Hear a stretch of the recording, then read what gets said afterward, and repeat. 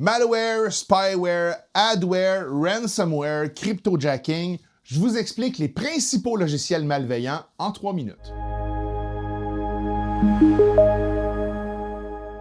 Il y a essentiellement deux types de méchants logiciels en informatique. Il y a le virus, qui par définition essaye de s'installer lui-même et tente de se dupliquer sans intervention humaine afin d'infecter le plus de monde possible.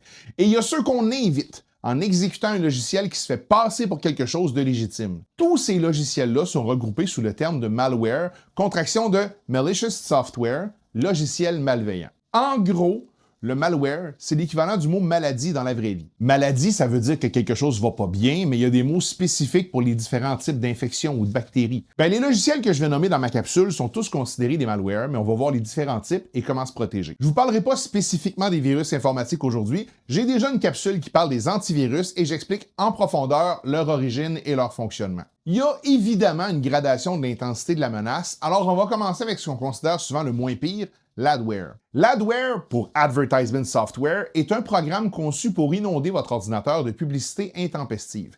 Des pop-ups, des bannières dans votre ordinateur, de la redirection vers des sites louches, et c'est souvent caché à l'intérieur d'un logiciel gratuit téléchargé sur un site peu fiable. Au-delà d'être dérangeant et de ralentir votre ordinateur, c'est souvent aussi une porte d'entrée pour d'autres types de malware, spécifiquement le spyware et le cryptojacking, dont je vais vous parler dans quelques secondes. L'adware, au sens strict, c'est comme un maringouin. Ça dérange beaucoup, ça peut être difficile à éviter, mais c'est relativement rare que ça cause des gros problèmes. On va passer au spyware maintenant. Contraction de Spy Software, logiciel espion. C'est un programme qui s'installe discrètement, un peu comme du adware, pour espionner vos activités à votre insu. Ça peut être un keylogger, entre autres, qui enregistre tout ce que vous tapez au clavier, un voleur de mots de passe ou un contrôle de votre micro ou de votre caméra. On est vraiment au niveau 2 de l'intrusion dans votre vie privée, parce que si, par exemple, le keylogger détecte Desjardins, suivi d'Enter, d'une adresse courriel et d'une séquence de touches, c'est assez facile de conclure que c'est vos informations bancaires. Vient ensuite le cryptojacking. C'est moins une menace pour vos informations personnelles que pour votre matériel et pour votre portefeuille. Crypto pour crypto-monnaie, jacking pour hijacking, détournement en français. C'est une application qui s'installe et qui va bourrer tout ce qui est utile et inutilisé sur votre ordinateur pour produire de la crypto-monnaie.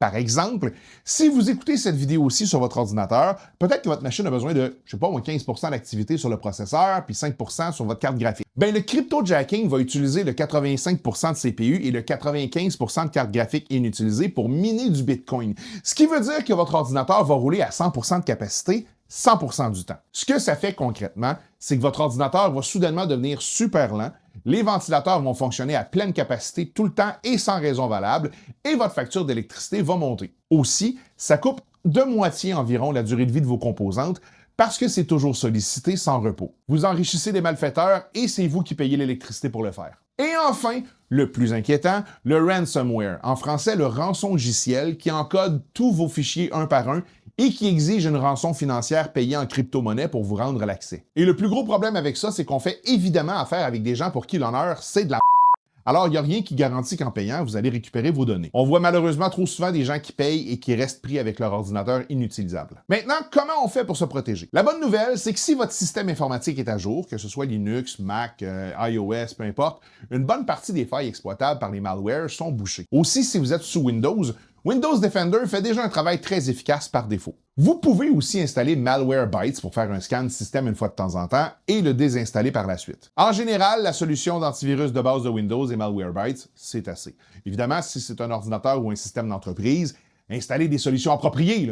Garantie que les serveurs de Facebook n'ont pas juste Windows Defender. Évidemment, autre conseil, si vous recevez un courriel qui vous demande de suivre un lien ou de télécharger quelque chose, surveillez toujours l'adresse de l'expéditeur et les indices qui ne mentent jamais. Comme ici, où c'est évident par l'adresse et le fait que Costco est écrit avec des zéros. Ne cliquez jamais sur un lien sous pression. Si un message vous dit que votre compte va être fermé dans 24 heures, respirez par le nez, connectez-vous directement sur le site officiel via votre navigateur sans cliquer sur le lien. Autre conseil, activez l'authentification à 2 facteurs ou un passkey, l'authentification par reconnaissance faciale ou digitale. Ou les deux.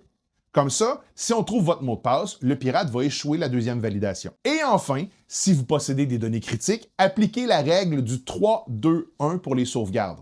3 copies de vos données importantes sur 2 supports différents, par exemple un disque dur externe et dans le cloud, dont une copie conservée hors ligne, physiquement déconnectée de l'ordinateur, idéalement dans un autre bâtiment. C'est évidemment un tour d'horizon rapide, mais j'espère avoir pu vous démêler là-dedans. Encore une fois, si vous avez appris quelque chose, aimez et partagez. Et en commentaire, racontez-moi donc vos histoires d'horreur avec des malwares.